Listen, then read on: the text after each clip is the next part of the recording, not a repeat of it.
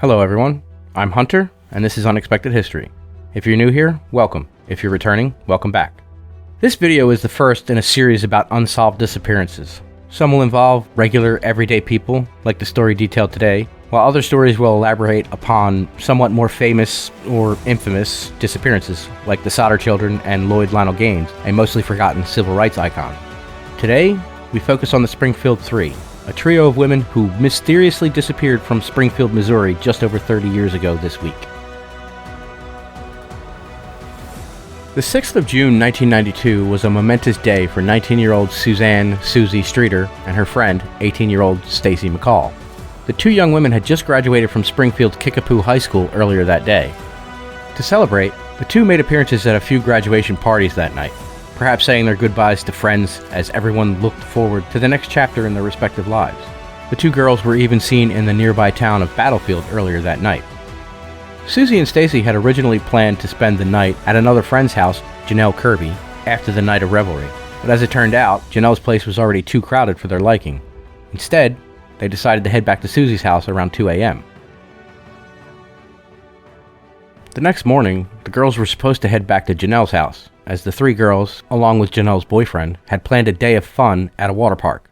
When Susie and Stacy failed to show up as planned, Janelle and her boyfriend made their way to 1717 East Delmar St, where Susie lived with her mother, Cheryl Levitt, perhaps thinking they had just overslept after a night of partying. When Janelle arrived at Susie's house, what she found was unnerving to say the least. Finding the front door unlocked, Janelle went inside, but found neither the girls nor Susie's mother, Cheryl. It's assumed the two made it to Susie's house because their vehicles sat in the normal places. While puzzling over the women's disappearance, the phone rang.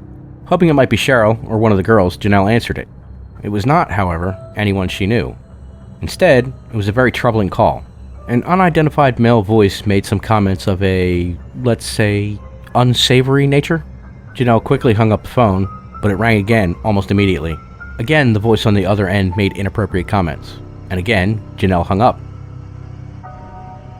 For reasons nobody can explain even today, Janelle didn't call the police, and she and her boyfriend just left after not finding anyone home. In fact, the police weren't contacted for several hours, and not by Janelle Kirby or her boyfriend, but by Stacy McCall's mother, Janice, after she tried several times to reach Stacy by phone, and not until she went to the house, searching for her daughter more than 16 hours after the three women had last been seen.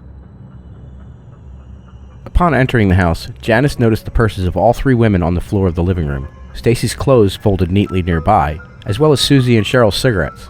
This last was strange, as both were well-known chain smokers. Janice called the police in a panic from the house phone to report the three women missing. After making that call, she checked the answering machine, hoping to find anything that might lead to their whereabouts. She heard a, quote, strange message, unquote, which she accidentally erased. The specifics of that message have never been publicly released, but police believe it was connected in some way to the women's vanishing. Between the women's last verified sighting and the time the police arrived to begin their investigation, it's estimated that as many as 10 to 20 people, mostly worried friends and family members, had visited the house, contaminating the possible crime scene, including Janelle's boyfriend having swept broken glass from the globe covering the porch light when they first arrived, destroying any potential evidence. The police did manage to glean at least some information from the house, such as noticing that Cheryl's bed had been slept in, or appeared to have been, as well as the aforementioned personal property like purses, keys, cars, and cigarettes having been left behind. No true suspects in the women's disappearance have been identified, although convicted kidnapper and robber and suspected murderer Robert Craig Cox told journalists in 1997 that he knew the women had been murdered and buried where they would never be recovered. He'd been living in Springfield at the time they went missing, has given several different alibis to the police, one of which, he was at his parents' house the night of June 6th, has reportedly been verified by the police. Whether he was actually involved in some way or merely seeking some strange, twisted recognition is unknown, but Cox has publicly said that he'll disclose what he knows after his mother dies. In 1992, the TV show America's Most Wanted fielded a call from a man who claimed to have information regarding the case, but the call was disconnected when an attempt was made to transfer the call to Springfield investigators. Police later made several public appeals for the man to call again, saying that he had, quote, prime knowledge of the abductions, end quote. There has been no confirmed contact with that man since. Over 5,000 tips have been received and investigated by authorities, including one from a so-called psychic that said they were buried in the foundations of the south parking garage at Cox Hospital.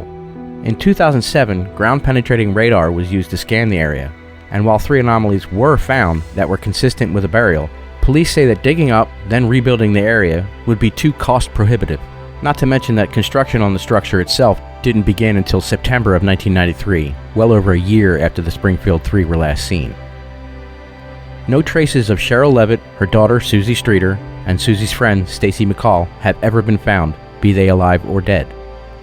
If you have any information regarding this case, you are encouraged to call the Springfield Police Department at 417-864-1810 or call Crime Stoppers anonymously at 417-869-8477. You can also leave an anonymous tip at p3tips.com.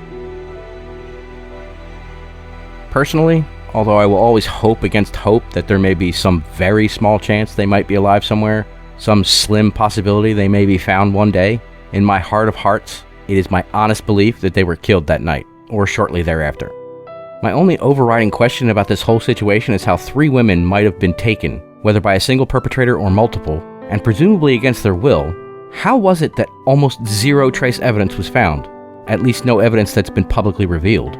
We may never get the answers. Now, what do you think happened to them? Were they murdered, or might they be alive somewhere? Did they disappear on their own, or were they taken by force? Give your thoughts in the comments below. If you enjoyed this video, please give it a like and subscribe to Unexpected History for more content just like this. If you want to support the channel, feel free to make a pledge on Patreon. Or if a monthly pledge doesn't appeal to you, you can donate as little as $3 or as much as you are comfortable with through Buy Me a Coffee. The links will be in the description below. Thank you for watching, and I will see you in the next one.